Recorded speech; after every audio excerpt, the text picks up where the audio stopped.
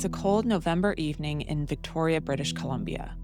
A young woman is standing barefoot, visibly distressed and afraid, staring out into the darkness.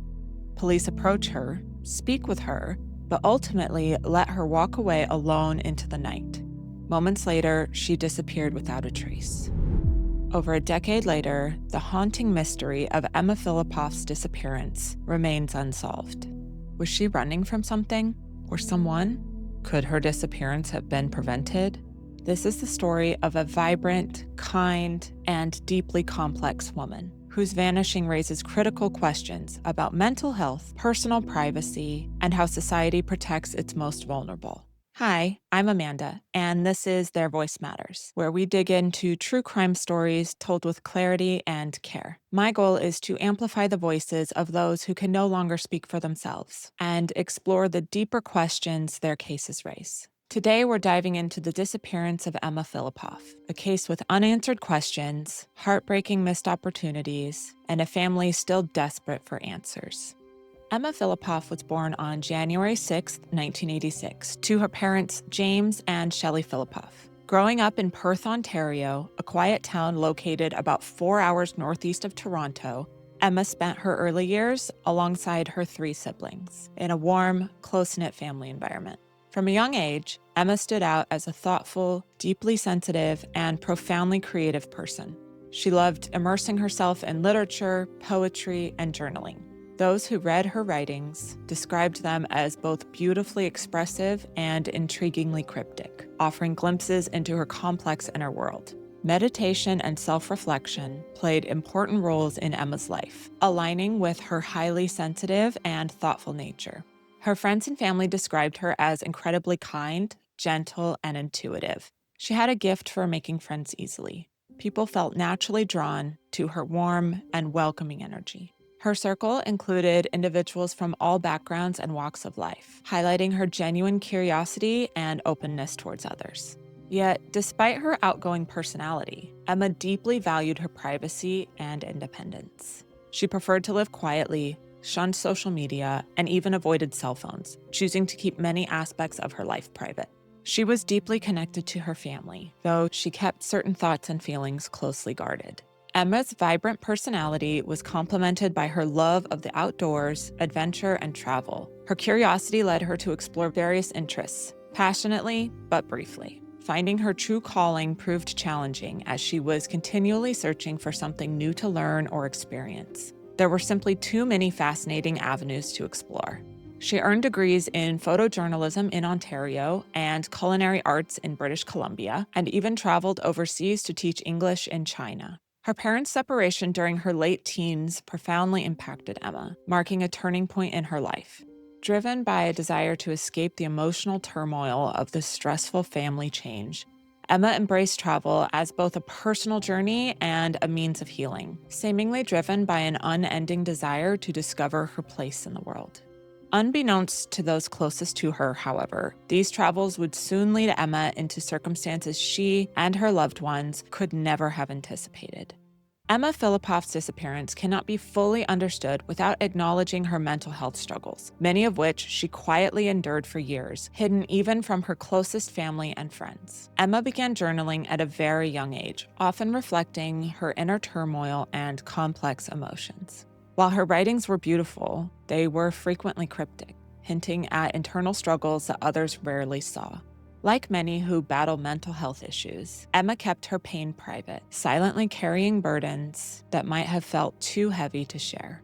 Some who knew Emma closely did observe signs of distress, even if they weren't fully understood at the time. Friends noted that Emma sometimes exhibited compulsive behaviors, meticulously organizing objects into patterns. Another time, a friend discovered Emma outside in the middle of the night, appearing euphoric and fixated on the night sky. Deeply concerned by Emma's unusual state, the friend reached out to her father, James. Emma was upset by this, feeling her private world had been intruded upon.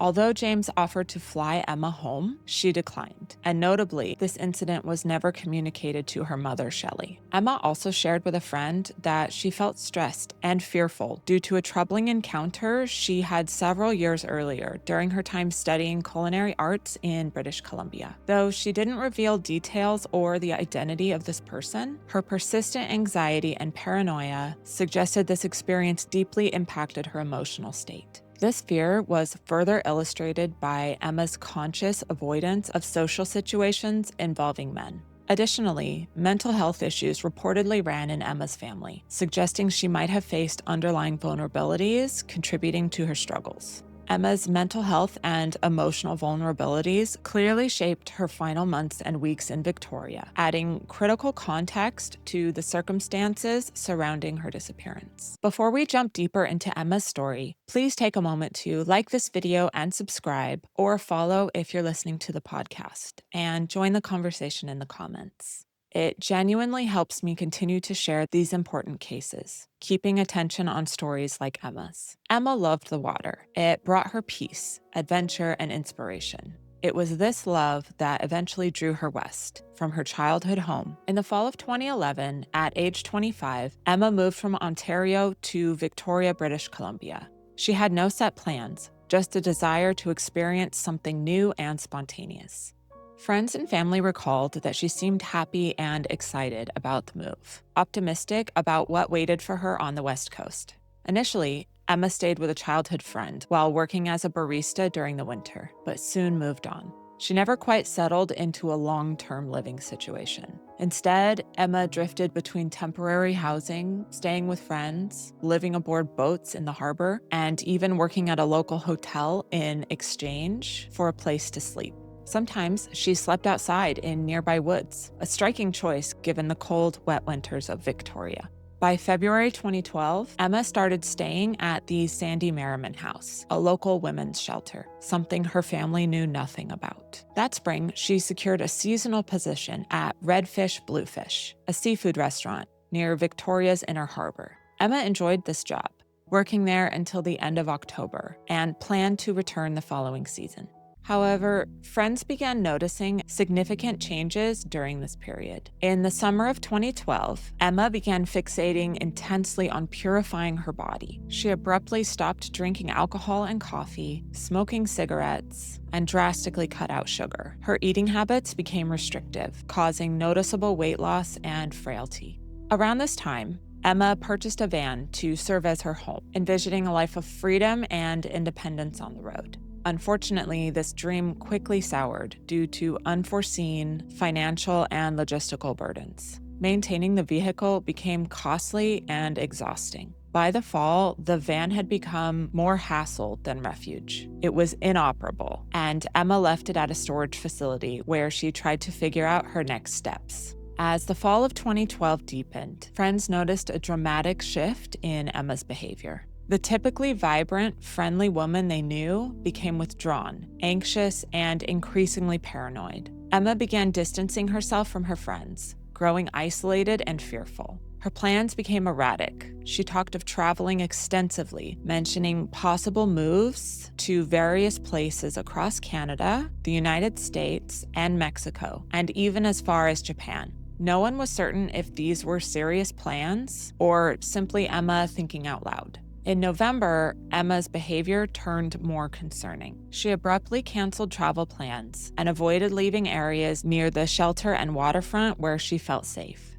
Those around her reported unsettling episodes, seeing Emma standing outside, soaked by rain, staring blankly into space. Shelter staff witnessed troubling incidents, like Emma frantically moving all the furniture outside because she claimed the pieces were making noise and speaking to her. Shelter staff feared Emma might harm herself, and they contacted authorities for a mental health check. They recommended monitoring Emma closely and asked staff to call again if her condition persisted or worsened, but no further calls were made.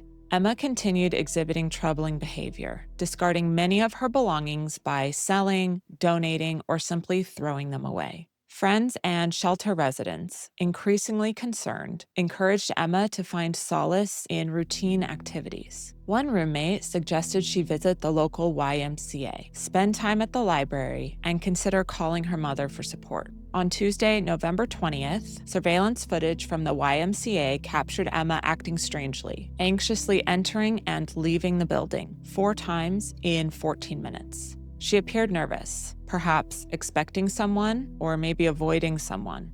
Curiously, Emma held something resembling a phone or an iPod in her hand, despite her known aversion to such devices. Though, according to a friend, she had recently acquired an iPod Touch that summer for limited use on Wi-Fi. The following day, Wednesday, November 21st, Emma contacted a towing company to move her van, which still housed most of her belongings, from storage to downtown Victoria. The tow truck driver remembered Emma being cheerful, even excited, mentioning plans to surprise her family by flying home to Ontario. Initially, Emma planned to have the van taken to a bus depot, ship her valuable possessions home, get rid of the rest, and scrap the van before leaving for the airport. Logistical problems prevented this, though, so she had it towed to Burdett Avenue, near the shelter. On Friday evening, November 23rd, Emma called her mother Shelley, sobbing and desperate to return home, something that was very unusual for Emma. Though Shelley didn't want to pry, she promised to arrange a flight immediately. However, the next day, Emma changed her mind, insisting that she wanted to stay and sort things out herself. Worried, but respectful of her wishes, Shelley canceled the flight she'd booked. Yet Emma changed her mind again later that Saturday evening, overwhelmed by the thought of moving. She asked her mother to come help her instead. Shelley quickly booked her own flight to Victoria. On Sunday morning, November 25th, Emma called again. She was calmer now, assuring Shelley that she was okay and wanted to stay in Victoria after all. Shelley reluctantly agreed, but stayed ready, bags packed, uneasy about Emma's volatile emotional state. That same day, Emma had her van towed again, this time to the Chateau Victoria Hotel parking lot, just blocks away due to parking enforcement. By Tuesday, November 27th, after no contact from Emma the previous day, Shelley called the number Emma last used, assuming it was a friend's phone. Instead, she reached the shelter and learned that Emma had been living there on and off for nearly a year. Privacy laws prevented shelter staff from revealing further details, leaving Shelley deeply unsettled. Meanwhile, hotel staff had placed a notice on Emma's van, threatening to tow it if not moved soon. That night, Emma made another desperate call to Shelley, emotionally distressed and begging to come home. Shelley booked yet another flight, scheduled for the next day, Wednesday, November 28th, but Emma, sounding frightened and uncertain, told Shelley she wasn't sure if she could face her. The following day, Emma Fillipoff would vanish without a trace, leaving behind haunting questions that remain unanswered to this day. Let's go over the timeline of the day Emma disappeared. Wednesday, November 28th, 2012, 4:30 a.m. Emma called her mother Shelley, pleading with her to not come to Victoria after all. Shelley's intuition was screaming. Something was deeply wrong. Despite the family advising Shelley to respect Emma's wishes, she trusted her motherly instincts, boarding her scheduled afternoon flight anyway. Shelley later said, "My instincts have been telling me right from day one, this isn't just a momentary lapse of strength. There's something really, really wrong here." 7 a.m. Emma went to the Chateau Victoria Hotel to plead for more time to move her van. Staff saw that Emma was visibly distressed. She was begging them for just one more day. They reluctantly agreed, but warned her that the van would be towed if it wasn't moved the following day.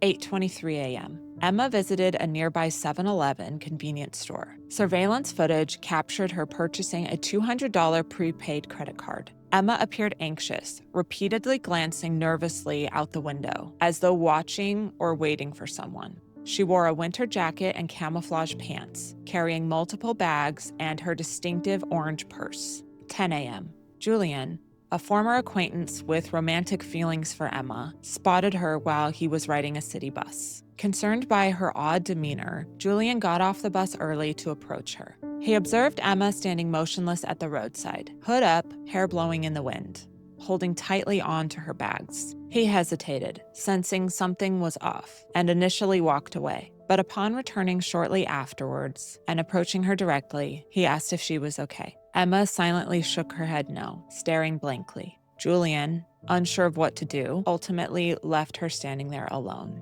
Late morning. Witnesses spotted Emma wandering aimlessly downtown, entering and exiting buildings without any apparent purpose. Another witness reported seeing Emma having breakfast at the Rock Bay Landing Shelter, a co-ed facility approximately a 35-minute walk from the Sandy Merriman house.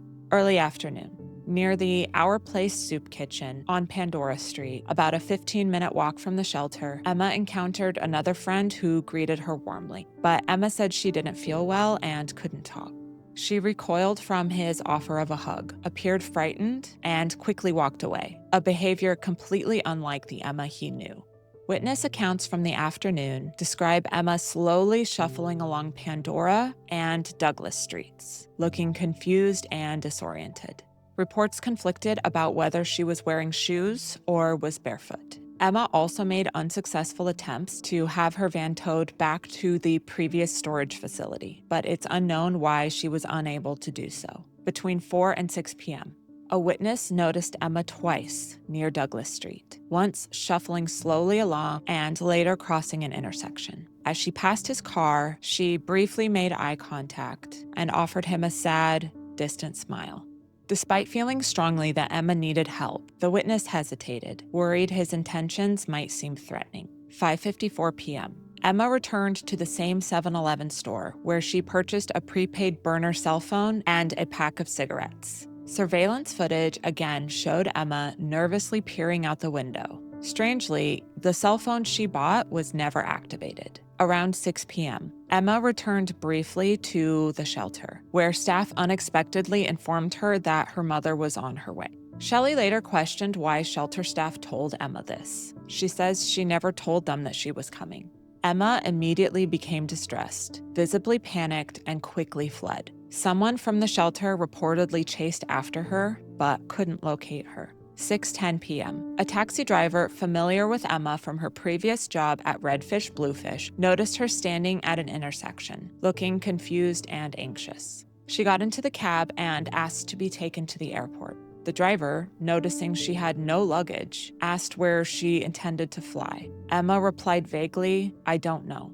Upon hearing it would be a $60 fare to the airport, Emma quickly changed her mind. Though she had ample funds, she had $2,000 to $3,000 in her bank account, plus her $200 prepaid debit card. Emma then asked if she could simply sit in the cab for a while. The driver observed her anxiety escalate, startled by the radio dispatch. Eventually, Emma paid the small fare she'd incurred by debit and exited the cab. 6:15 p.m. Emma crossed paths with Dennis, an acquaintance from the library, standing barefoot near an intersection, clutching her shoes. Dennis immediately sensed something was wrong. Emma seemed deeply anxious and disoriented, continuously scanning the area as if fearful of someone following her. She asked Dennis to walk with her briefly, but soon grew agitated of his questions about what was bothering her, and she walked off towards the Empress Hotel. 7:10 p.m. Still deeply concerned about Emma's welfare, Dennis entered a nearby restaurant and called 911. He stayed there until police arrived and watched from afar as they approached Emma. Believing she was safe with them, he left. 7:17 p.m. Two police officers found Emma standing barefoot outside the iconic Empress Hotel, still clutching her shoes. They spoke with her for approximately 45 minutes, attempting to assess her mental state. Emma was largely unresponsive, answering only with nods, head shakes, or single words. She eventually gave her name, but provided little else. Officers encouraged Emma to put on her shoes, but she refused. She mentioned vaguely that she planned to meet a friend. 8 p.m. Ultimately, officers concluded that Emma wasn't a threat to herself or others and allowed her to leave alone, vanishing into the cold November evening. Details of their conversation with Emma remain undisclosed. 11 p.m. Shelley finally arrived at the Sandy Merriman house, hoping to find Emma. Staff informed her that Emma had fled hours earlier and hadn't returned. Shelley's worst fears began to materialize. Midnight. Shelter staff, recognizing the severity of Emma's state, called police, officially reporting Emma as missing. Normally, authorities might delay searching for an adult, assuming they'll turn up. But given Emma's clearly troubling behavior, they immediately launched an investigation. At around midnight, police arrived at the shelter, took official reports, and began their search. Emma Fillipoff was now officially a missing person. Her loved ones, police, and an entire community were left asking haunting questions. Where had she gone? Was she running from something, someone, or herself? And most critically, could this tragedy have been prevented? The morning after Emma's disappearance, on November 29th, police located Emma's van in the Chateau Victoria Hotel parking lot. Inside, officers found nearly all of Emma's belongings: her passport, computer, camera, journals, and library books. Shelley met with shelter staff and learned the unsettling details of Emma's recent mental health deterioration. Staff shared their concerns about Emma's increasingly paranoid and erratic behavior in the weeks prior, including the troubling incident of her moving the furniture outside and their subsequent call for a welfare check. Volunteers quickly formed search teams, tirelessly scouring local parks, trails, and the greater Victoria area. Eventually, these searches expanded across Vancouver Island, British Columbia, Canada, and even into the US. Numerous sightings were reported, each one raising hopes, but all proved false leads. Victoria police divers searched the inner harbor, but found no sign of Emma. In the following days, 2 unconfirmed sightings stood out. A witness claimed to have seen Emma at around midnight on November 28 near the Empress Hotel, approximately 4 hours after police last saw her. He distinctly remembered her orange purse. Another witness reported an encounter early on December 2nd, where a woman urged them to remember the name Emma Fillipoff, repeatedly insisting they confirm the name 3 times. On December 5th, exactly 1 week after Emma vanished, a man used her prepaid $200 credit card at a Petro-Canada gas station on Sook Road to buy cigarettes. The man claimed he'd found the card about a week prior, abandoned near the Juan de Fuca Recreation Center and Galloping Goose Trail in Colwood, prompting a police search of that area. He passed a polygraph and was cleared by investigators. He later admitted privately to Shelley that his memory of the card's exact location was uncertain due to his heavy drinking at the time. In May 2014, a bizarre incident occurred in Gastown, Vancouver, about 3.5 hours from Victoria by car. A man walked into a clothing store, Hits Boutique, holding a crumpled missing person poster of Emma, claiming angrily that Emma was his girlfriend and wanted to be left alone. Surveillance footage captured the man, known only as the Green Shirt Man, limping slightly with visible tattoos on his arms. The store owners said the man and their interaction was unsettling, so they immediately called the police to report the incident. Despite public appeals, this man's identity remains unknown. In 2018, a man named William came forward with a stunning revelation. He believed he'd picked up Emma roughly 9 hours after police confirmed seeing her. In the early morning hours of Thursday, November 29th, William woke up late for his new job and rushed out the door, anxious about being late. Around 5 a.m., driving along Esquimalt Road, approximately a 1-hour walk from the Empress Hotel, he spotted a woman acting erratically, barefoot and drenched by the rain, jumping frantically in and out of the road. She appeared terrified, screaming with her hands covering her ears. William recalled, quote, "I haven't seen anybody look that scared. It was like a horror film." Concerned, William stopped and offered her a ride. The woman got in and immediately calmed down. When he asked if someone was chasing her, she replied, "Oh, it's nothing. It's just my dad," though William saw no one nearby. She asked to be taken to Colwood, which was out of William's way. He couldn't take her there because he had to get to work, but he agreed to take her part of the way. After about 5 minutes, at around 5:15 a.m., he dropped her off at the intersection of Craigflower and Admiral's Road, instructing her which way to go to walk towards Colwood. As soon as she stepped out of the car, she became panicked again, moving erratically back and forth across the road.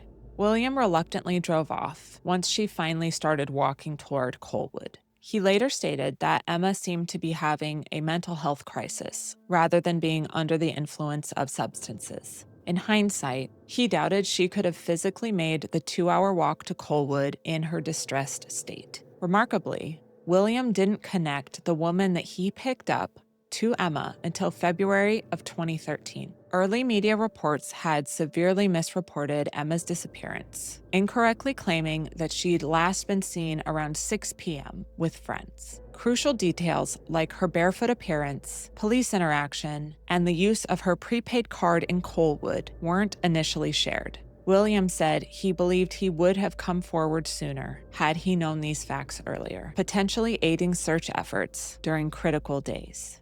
Unfortunately, a nearby bridge was replaced in early 2013, possibly destroying crucial evidence. William debated for years before finally contacting authorities.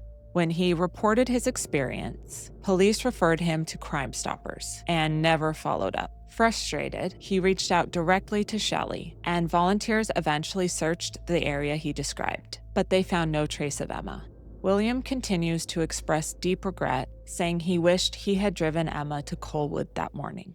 The Fillipoff family, supporters, and investigators continue seeking answers. A $25,000 reward for information remains unclaimed. In 2022, for the 10th anniversary of Emma's disappearance, the Victoria Police Department released an age progression image depicting how Emma might look after a decade. The release generated mixed reactions. Some appreciated the renewed publicity, while others felt that the depiction didn't accurately reflect Emma. In response, forensic artist Hugh Morrison created an alternative age progression image in 2013, aiming to better represent Emma's potential current appearance and assist ongoing search efforts. Despite immense effort, Emma's whereabouts remain a heartbreaking mystery. Her family continues to hope, searching tirelessly for the truth of what happened that cold November night. Emma Fillipoff's sudden disappearance has led to endless speculation. Over the years, 3 primary theories have emerged, each with its own troubling implications, each still lacking concrete answers. Theory 1: Emma chose to disappear.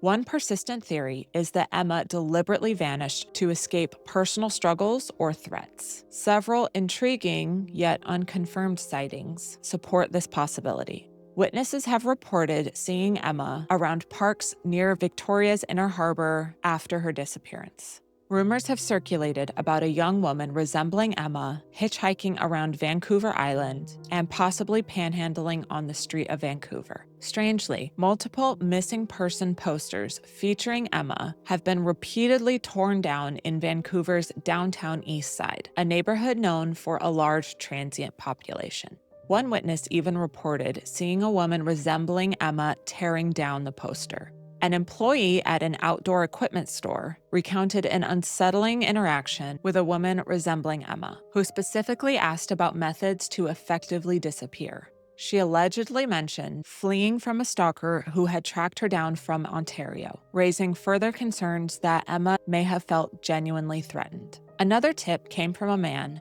claiming that Emma was living as a junkie on Vancouver's streets. Shelley herself traveled to the area multiple times, desperately searching, but without success. In early 2014, 2 separate tips emerged from Nelson, British Columbia, about a 10-hour drive east from Victoria. One witness reported seeing a woman matching Emma's description hiking along Highway 3 near the Fillipoff family farm. Another tip placed Emma in the Slocan Valley, a half-hour away, near another relative's home. Local RCMP followed up, but these sightings remain unconfirmed. In early 2016, a former friend was confident that he spotted Emma sleeping on the steps of the Francophone Center in Kelowna, British Columbia, a roughly 6.5-hour drive northeast from Victoria. This sighting, though credible to the witness, also remains unconfirmed. These sightings, while compelling, have frustratingly never been definitively verified. Could Emma truly be living off-grid, intentionally evading contact? It's a possibility her loved ones simultaneously hope and fear, leaving more questions than answers. Theory 2.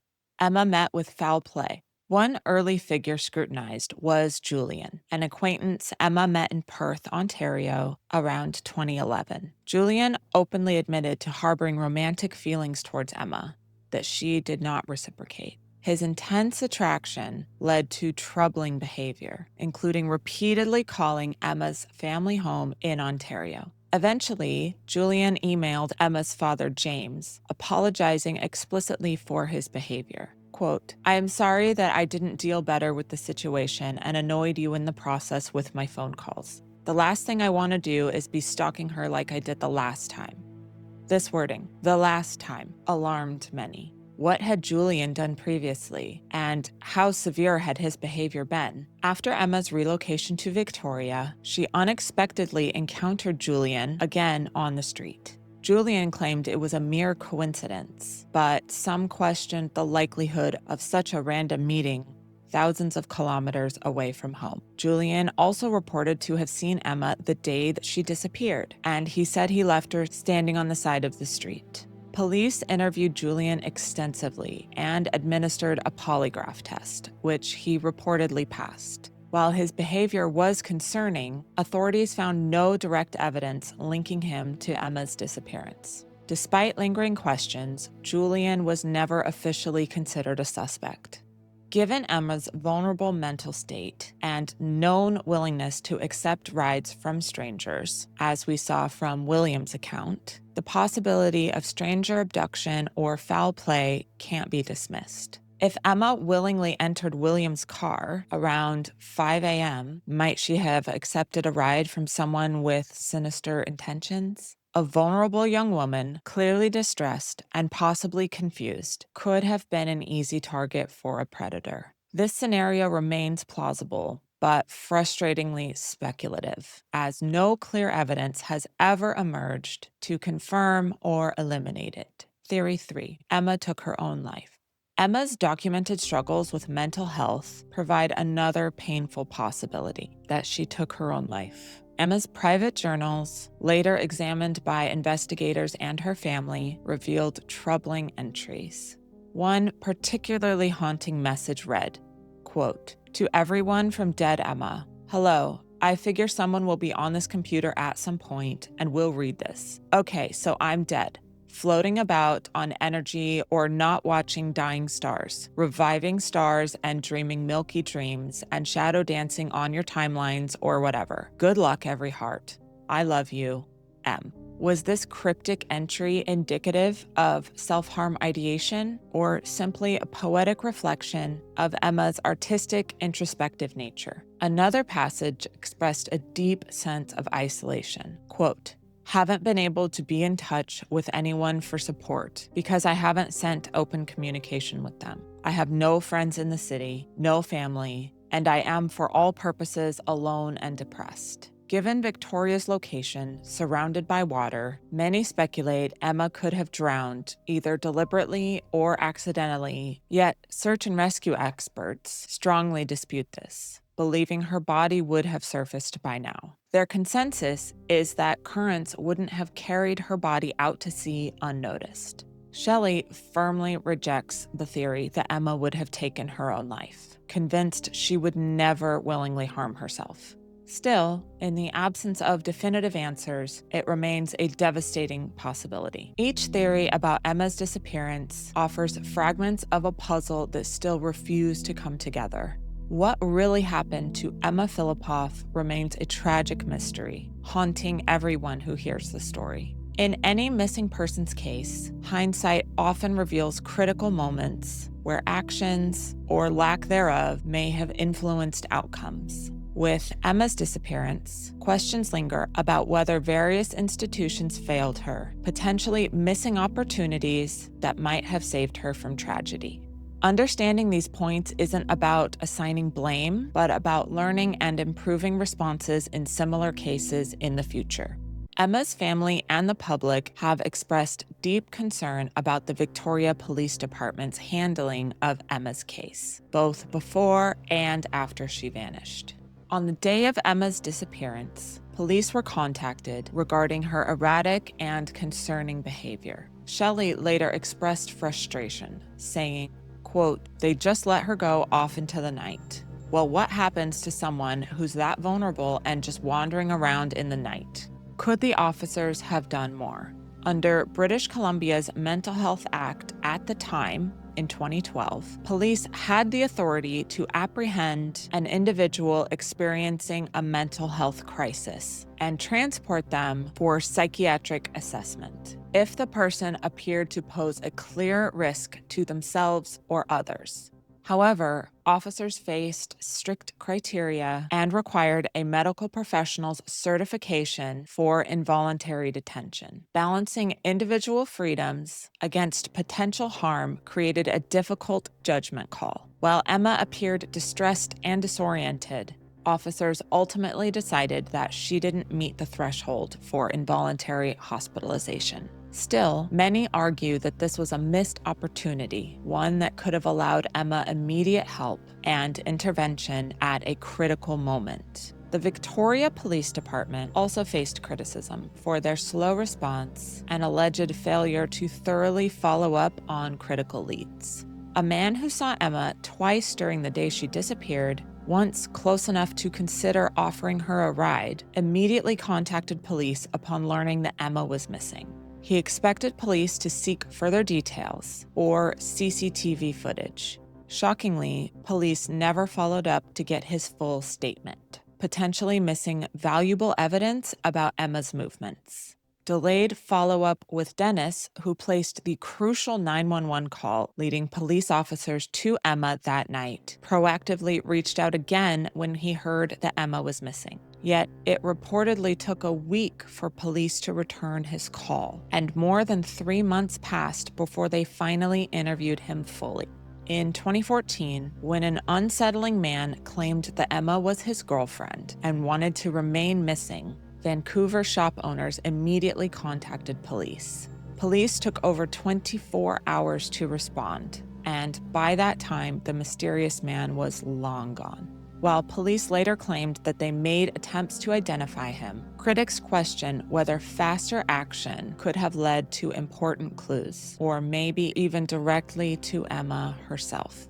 In 2015, Shelley was shown surveillance footage from 2 days before Emma disappeared, depicting Emma attempting to get into a condo building, where she then asked a resident to make a long-distance phone call, promising to pay for the call via credit card. The resident believed the call went to voicemail. Police had this information from Emma's bank statement immediately after her disappearance. Why did they wait nearly 3 years before informing Emma's family? The identity of the person Emma called has never been publicly disclosed, leaving yet another troubling unanswered question.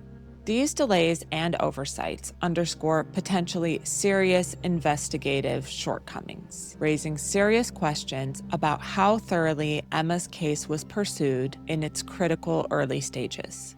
The media may have also played a significant and unfortunately problematic role in Emma's case, spreading inaccuracies that directly affected potential witnesses coming forward.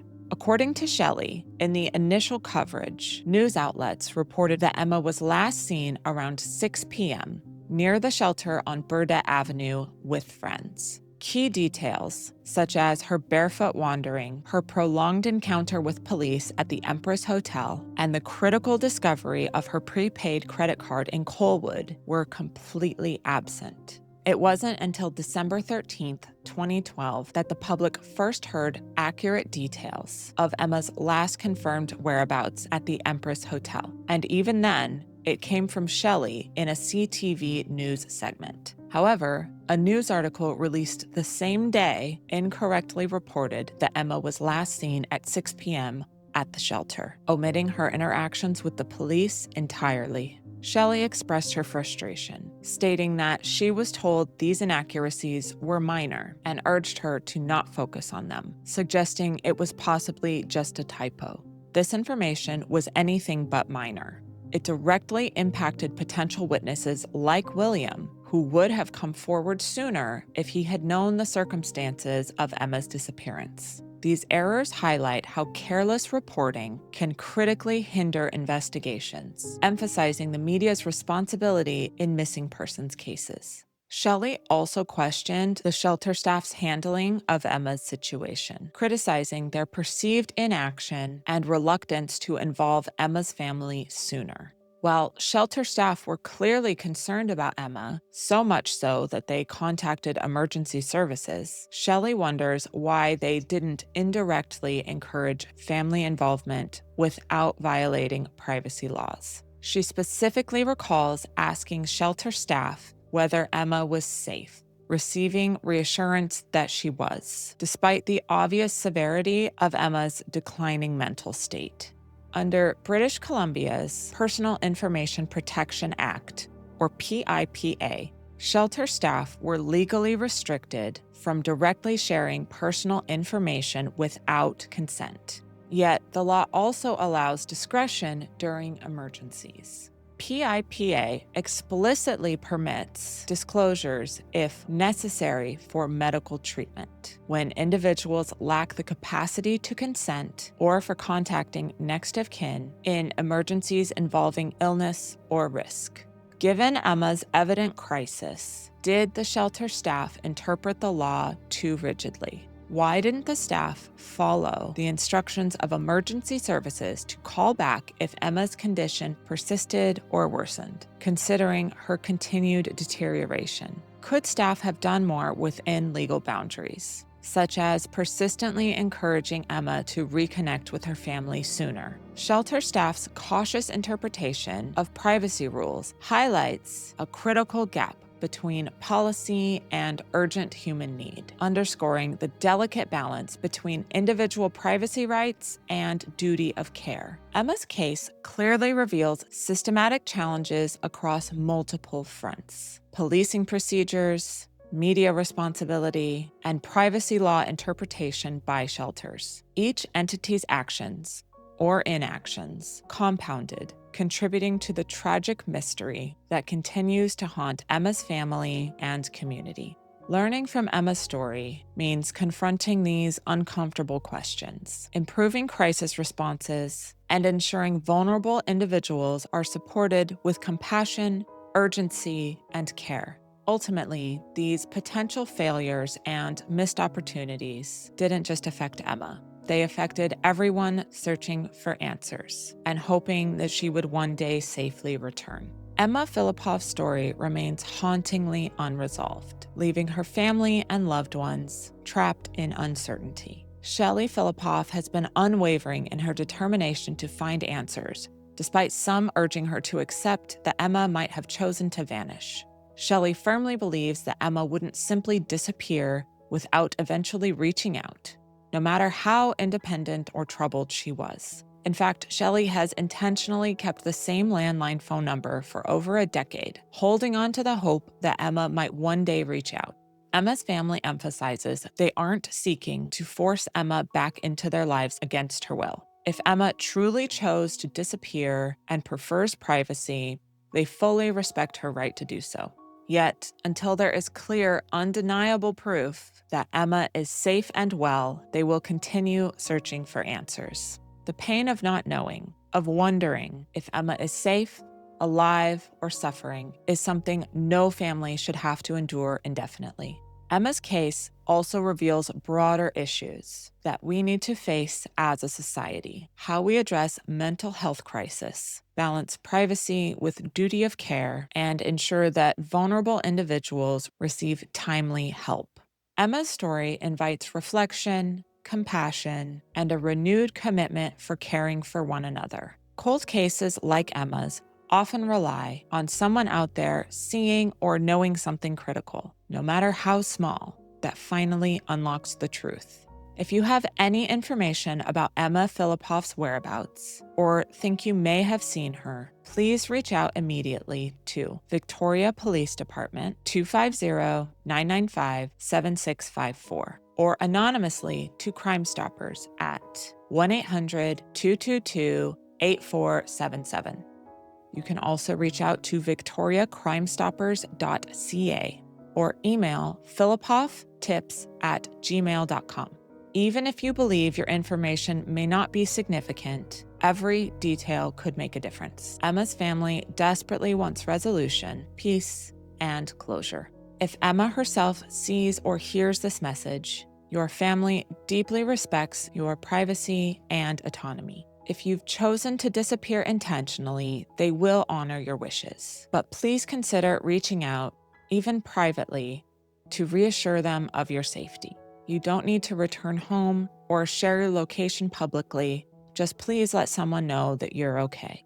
Above all, Emma's loved ones and supporters remain hopeful, still believing that answers are possible. Until then, Emma will not be forgotten. Your awareness, support, and vigilance can make all the difference. Thank you for listening, caring, and keeping Emma's story alive.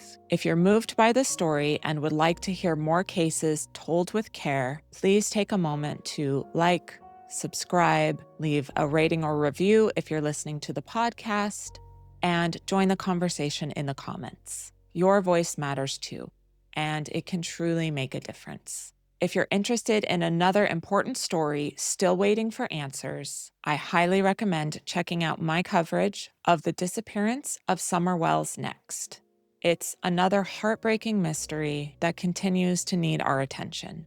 You can find that video linked here. I'll see you there.